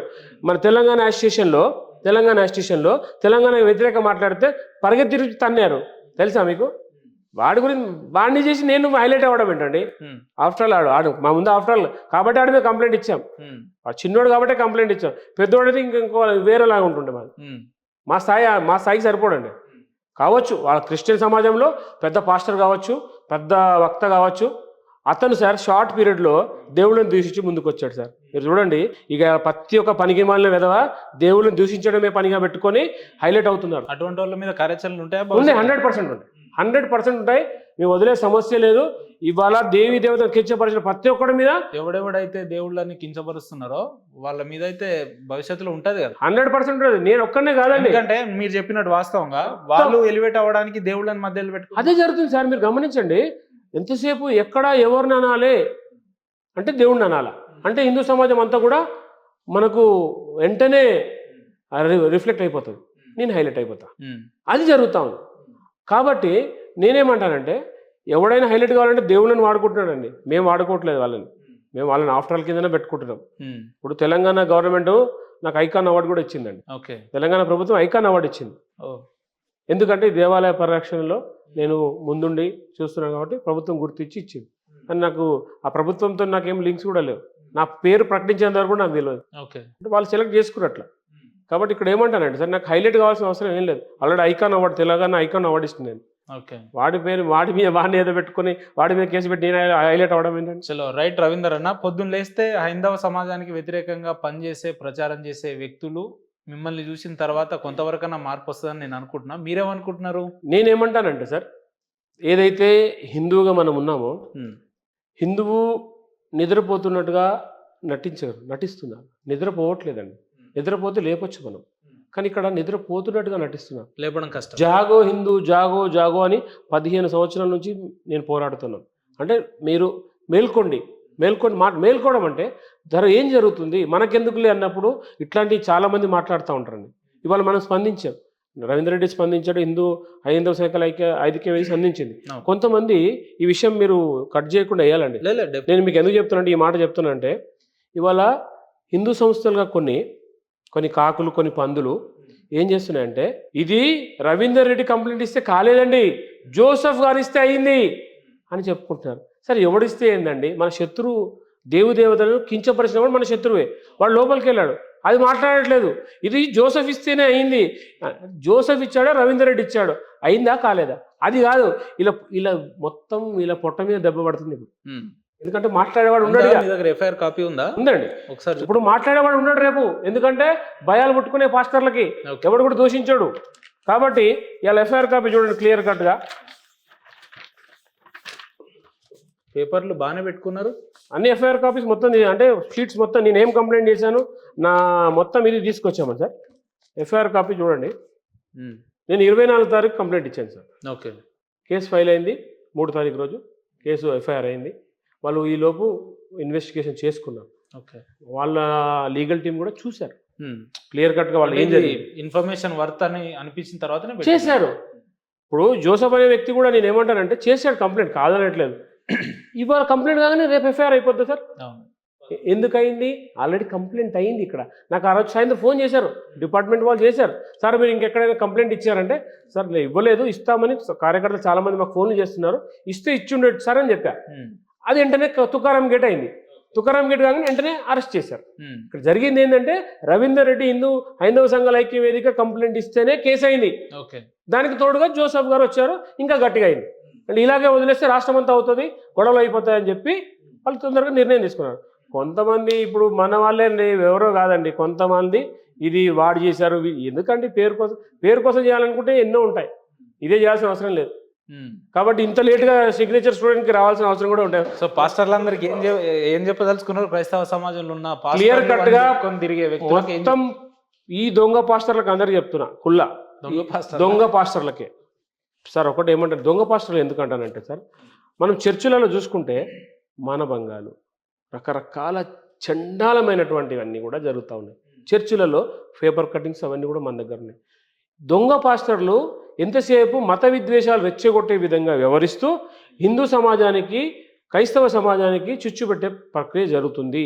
ఈ దొంగ పాస్టర్లని వాళ్ళే తరమాల, క్రైస్తవ సమాజమే అందులో జోసఫ్ ఒకడు. కాబట్టి ఒప్పుకుంటాం జోసఫ్ని మేము, ఎందుకంటే వాళ్ళ దాంట్లో దొంగలు గుర్తించాడు కాబట్టి. ఏంది ఒక విషయం, ఒక మాటలో జోసఫ్ గారి గురించి చెప్పాలంటే ఏం చెప్తారు మీరు? అతను సనాతన భారతీయుడు, సెక్యులర్ వాది, అది ఒప్పుకుంటాను నేను. ఎందుకంటే అతను అన్ని మతాలు సమానమని చెప్తా ఉన్నాడు. ఫోన్లో కూడా మాట్లాడాను, సమానం సార్, నాకు వాళ్ళ మీద పెద్ద గర్జ తప్పే, ఎవడు చేసిన తప్పే, మావాడు చేసిన తప్పే, మీ వాడు చేసిన తప్పే అన్నాడు. ఒప్పుకున్నాం మేము. రైట్ సార్, రైట్ అన్న. ఇదే అజయ్ బాబు అనే వ్యక్తి మళ్ళీ బయటకు వచ్చి ఇదే గతంలో ఉన్న రకంగానే మాట్లాడుతూ ఉంటుంటే మీ కార్యాచరణలో భవిష్యత్తులో ఎట్లుంటాయి? అది డిపార్ట్మెంట్ వాళ్ళు చూస్తారు, వాళ్ళు చూడనప్పుడు మేము చూస్తాం. అంటే మీరు చూడండి, మీ వే ఆఫ్ స్టైల్ ఎట్లా ట్రీటింగ్? ఇంకొక కోర్టుకి వేస్తాం, హైకోర్టు కాకుండా సుప్రీంకోర్టుకి వెళ్తాం కదా.